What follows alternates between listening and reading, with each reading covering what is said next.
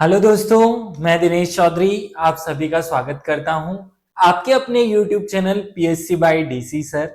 इस चैनल पर हमने जब 2024 की परीक्षा एक चैलेंज के स्वरूप में नए सिलेबस को लेकर आई, तब सभी नए टॉपिक को निशुल्क रूप से आप सभी को उपलब्ध कराया और हमारे द्वारा पढ़ाए गए कंटेंट ने बखूबी अपनी भूमिका आपके एग्जाम में निभाई।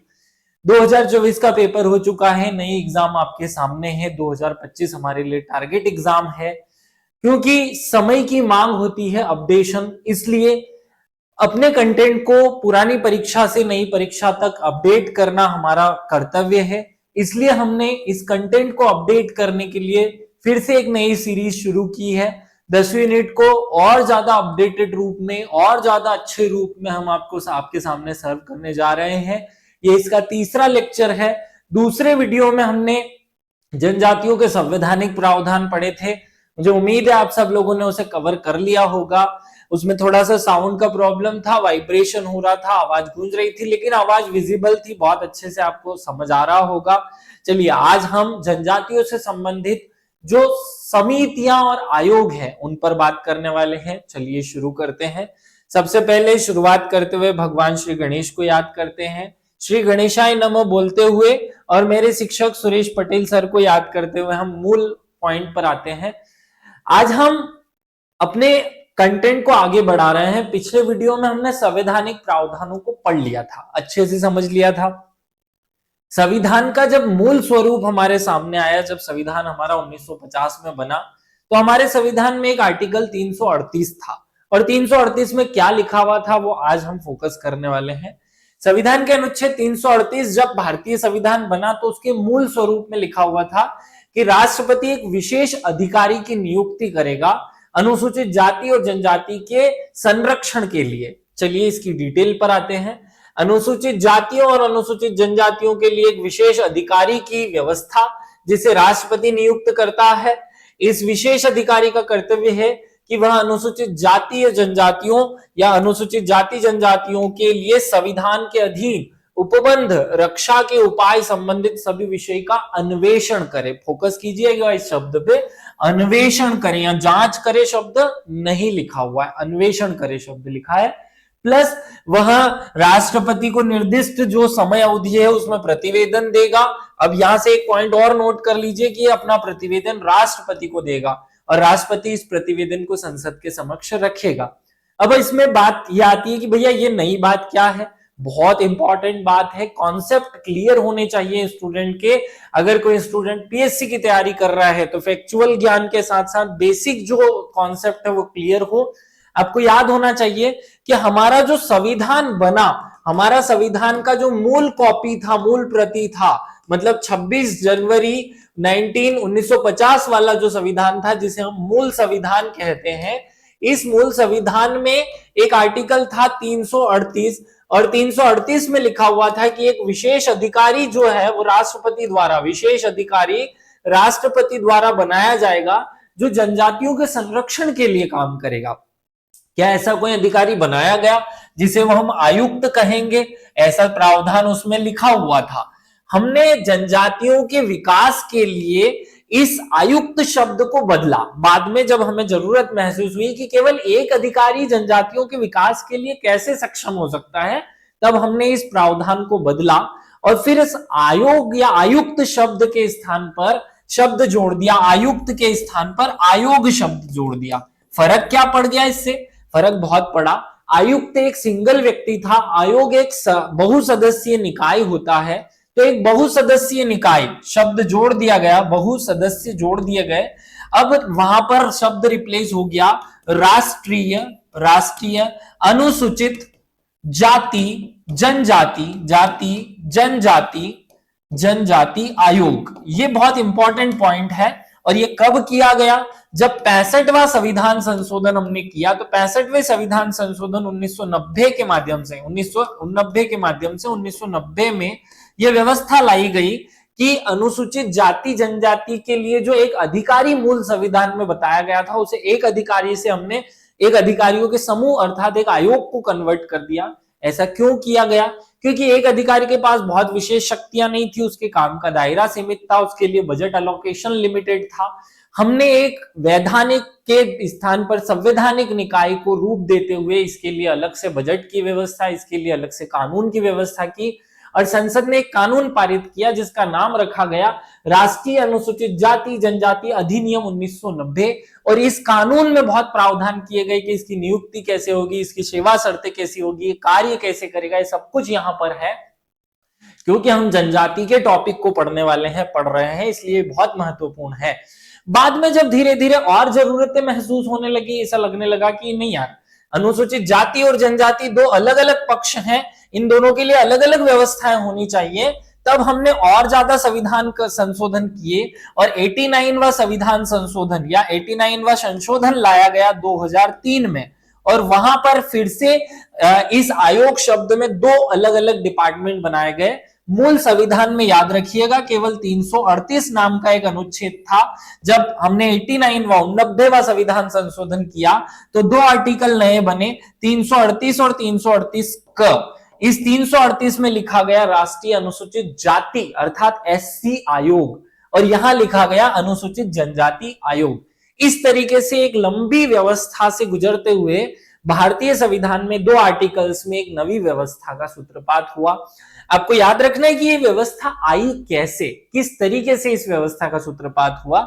और आगे बढ़ते हैं, आप देखेंगे इसे कि 65वें संविधान संशोधन 1990 के पश्चात अनुसूचित जनजाति राष्ट्रीय आयोग का निर्माण किया गया, जिसका मूल नाम था राष्ट्रीय अनुसूचित जाति जनजाति राष्ट्रीय आयोग।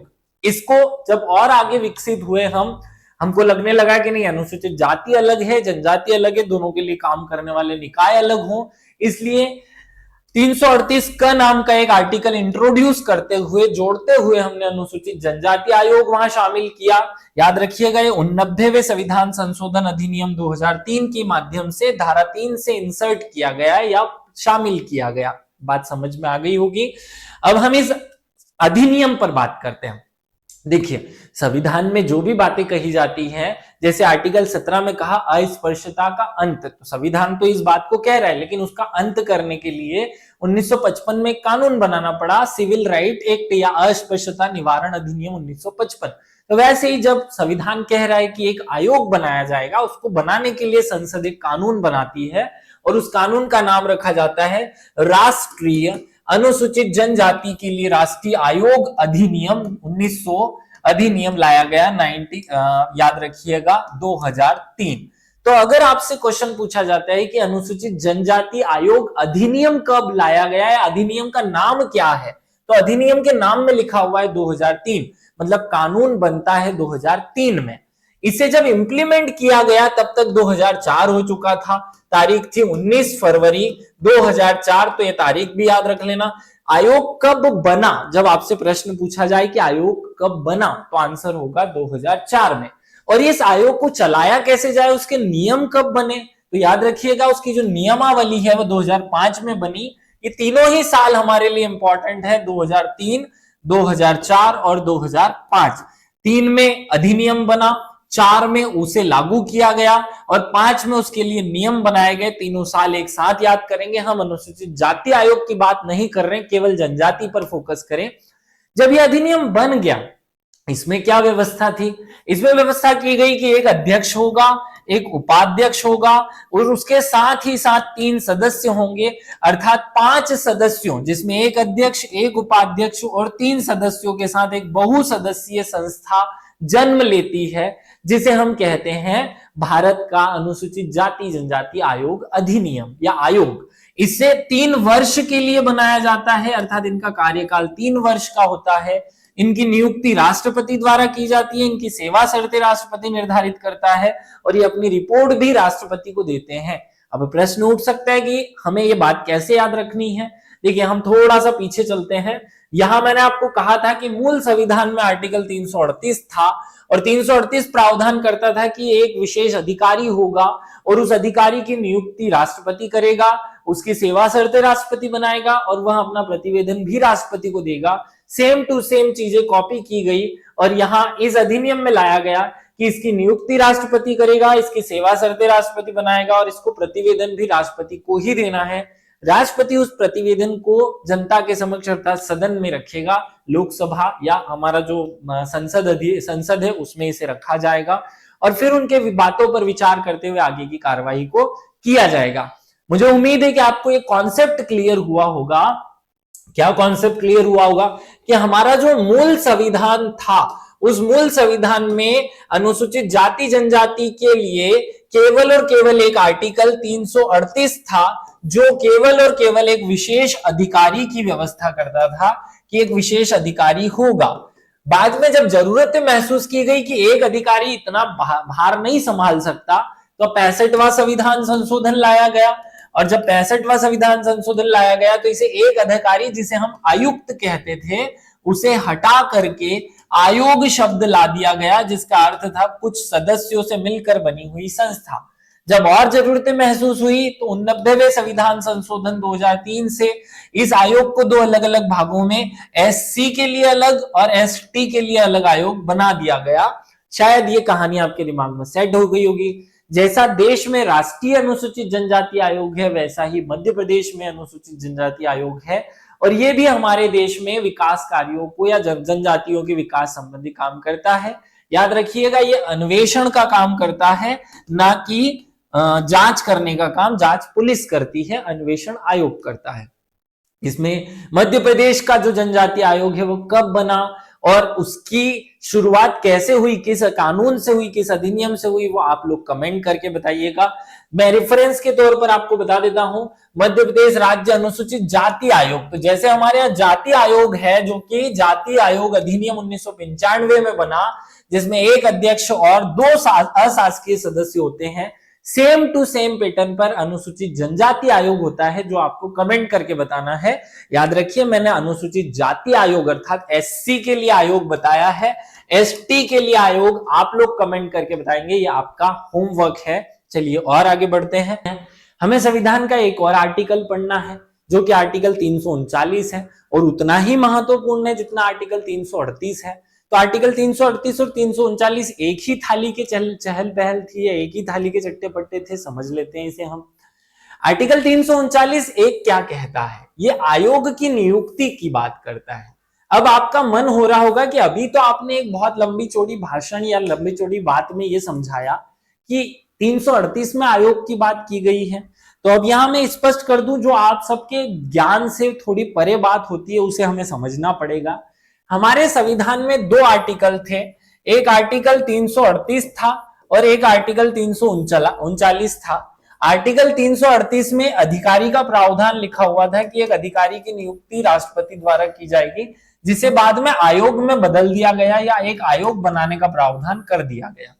आर्टिकल 339 पहले से था जहां यूं लिखा हुआ था कि प्रत्येक 10 वर्ष में अनुसूचित जाति और अनुसूचित जनजाति की क्या स्थिति है इस बात की समीक्षा करने, इसके आंकड़े जुटाने और उसकी स्थिति में सुधार के लिए सिफारिश करने के लिए एक आयोग बनाया जाएगा और यह आयोग अस्थायी आयोग होगा जिसकी नियुक्ति राष्ट्रपति अपने आदेश से कभी भी कर सकता है। अर्थात हर 10 वर्षों में हमारा संविधान कहता है कि एक आयोग बनाया जाना चाहिए जो हमारे देश में अनुसूचित जाति और अनुसूचित जनजाति की स्थिति का निर्धारण करेगा। यह आपको याद होना चाहिए।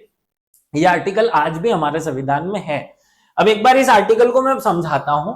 राष्ट्रपति राज्यों के अनुसूचित क्षेत्र के प्रशासन और जनजातियों के कल्याण के बारे में प्रतिवेदन के लिए एक आयोग की नियुक्ति का आदेश किसी भी समय कर सकेगा। इसे संविधान के प्रारंभ से 10 वर्ष की समयावधि में बनाया जाएगा। इसका यह मतलब है कि हमें प्रत्येक 10 वर्ष में यह जानना चाहिए कि हमारे देश में अनुसूचित जनजाति की स्थिति में सुधार हुआ है या नहीं हुआ है और इसके लिए एक आयोग बनाने का प्रावधान आर्टिकल 339 में था। अब क्योंकि हमारा संविधान 26 जनवरी 1950 को लागू हुआ और इसे 10 वर्ष हो जाते हैं 1960 में, तो अब 10 वर्ष में संविधान की बात मानते हुए एक आयोग तो बनाना ही पड़ेगा।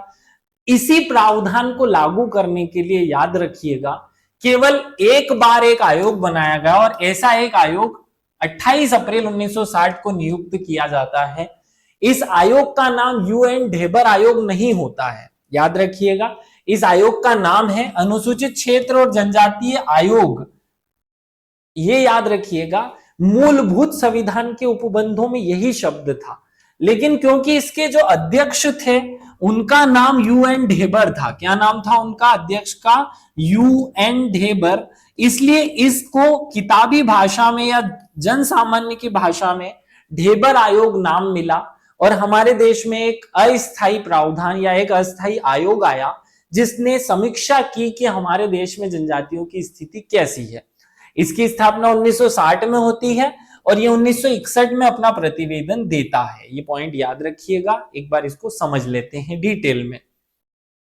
हमने आर्टिकल 338 और 339 समझ लिया, दोनों में अंतर भी समझ में आ रहा होगा शायद आपको कि यहाँ 338 में विशेष अधिकारी का प्रावधान था जो अब आयोग में बदल गया, और 339 में समय समय पर 10 वर्षों में एक विशेष आयोग बनाने का प्रावधान था जो अभी भी है। इसी अधिनियम की इस बात को ध्यान में रखते हुए UN ढेबर आयोग 1960 में बनाया गया और 1961 में ये अपनी रिपोर्ट देता है। पहले ये समझ ले कि ये क्यों बनाया गया था। आदिवासी समूहों की स्थिति की जांच करने या उन पर विचार करने के लिए क्या बनाया गया? आदिवासी समूहों की स्थिति पर विचार करने के लिए एक UN ढेबर आयोग संवैधानिक प्रावधानों को पालन करने के लिए बनाया गया। क्लियर हो गया होगा। आयोग ने अनुसूचित जनजातियों के विकास की दर में असमानता पाई। अब आयोग बन गया, वो कुछ तो सिफारिश देगा, तो ये क्या सिफारिश देता है? बहुत ध्यान से सुनना है कि आयोग कहता है कि भैया देश में अलग अलग हिस्सों में अलग अलग जनजातियां हैं और किसी जनजाति में विकास बहुत अच्छा हो रहा है, किसी में बहुत कम हो रहा है, किसी में बिल्कुल नहीं हो रहा है। ये स्थिति पूरे देश में है। इसलिए एक ऐसे समूह को बनाया जाना या इस जनजाति में भी अलग अलग डिवाइडेशन होना चाहिए। इनमें से कुछ ऐसे लोग हैं जिनका पूरी तरह विकास नहीं हो पाया है, उनका एक समूह बनाकर सरकार को सबसे पहले उनके विकास पर ध्यान देना चाहिए। इसलिए इसने एक नए शब्द को गढ़ दिया और वो नया शब्द था आदिम जनजातीय समूह। क्या नाम था? आदिम जनजाति समूह। याद रखिएगा, ये शब्द बहुत इंपॉर्टेंट है।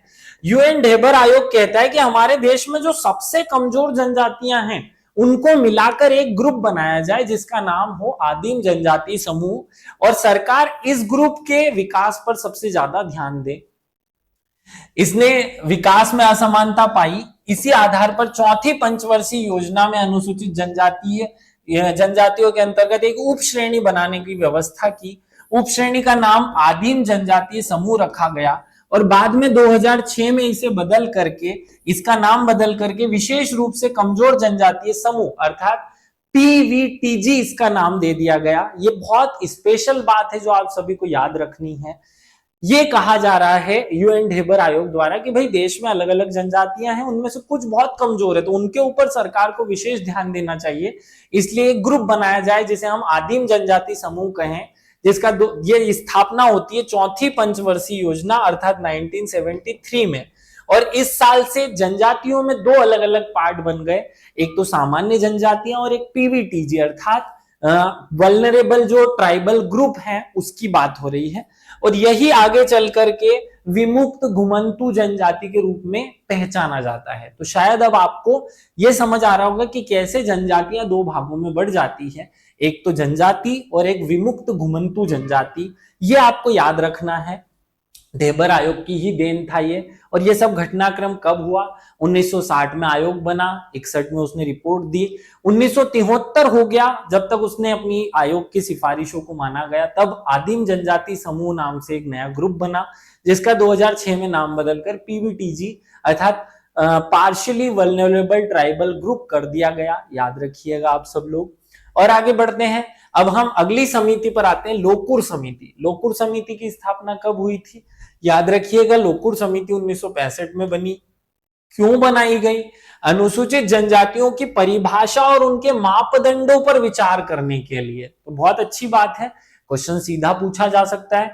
अनुसूचित जनजातियों के मापदंडों की स्थापना किस जनजाति या किसकी सिफारिश पर की गई? याद रखिएगा, लोकुर समिति की। अनुसूचित जनजातियों की परिभाषा करने के लिए जो मापदंड पर विचार करने के लिए एक संस्था बनती है जिसका नाम है लोकुर समिति, और वो 5 लक्षण बताते हैं कि जिसमें ये 5 लक्षण होंगे वो जनजाति माना जा सकता है। और वो 5 लक्षण कौन से हैं?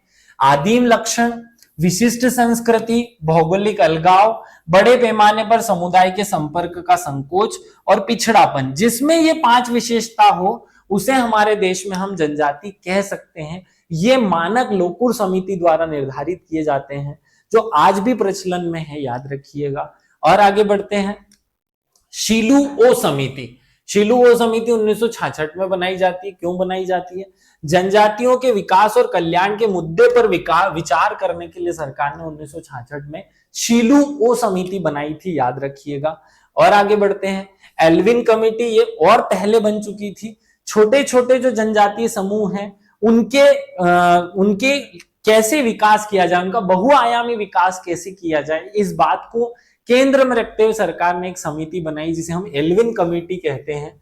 एल्विन कमेटी 1955 में बनती है और ये सभी जनजातीय कार्यक्रमों के विकास की इकाई जनजाति बने, इसके लिए, इसकी सिफारिश करने के लिए बनाई जाती है।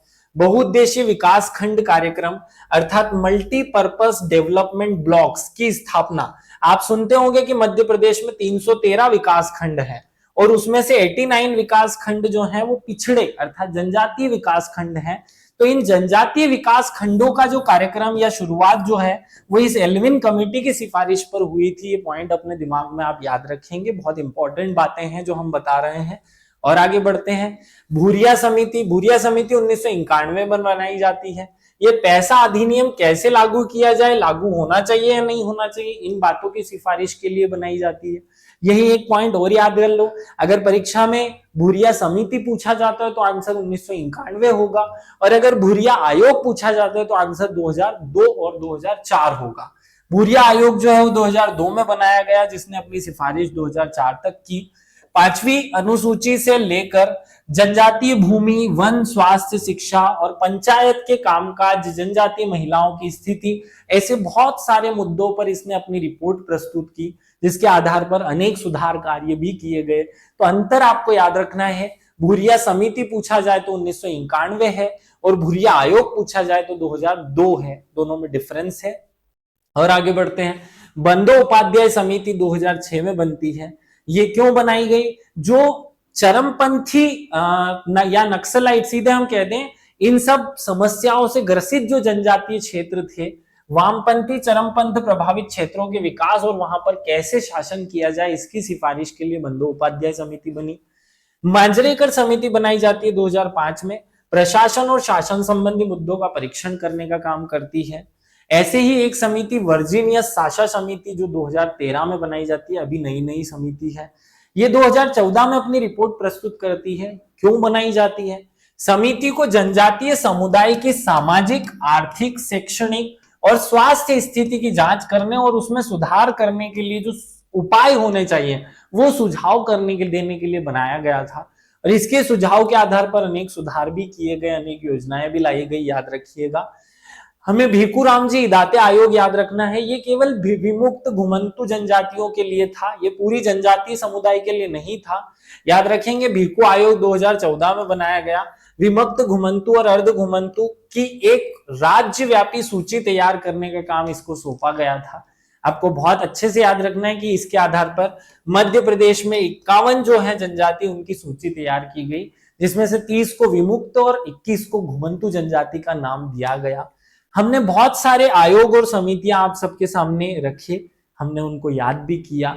उम्मीद है कि आप इन आयोगों को एक लिस्ट बनाकर अच्छे से याद कर लेंगे। ये एग्जाम के हिसाब से बहुत इंपॉर्टेंट चीजें हैं, आप सब इनको याद करते हुए अपने कंटेंट को अपडेट कर लें। सभी को विशेष रूप से धन्यवाद जो इस सीरीज से जुड़े। Thank you. जय हिंद, जय भारत, भारत माता की जय।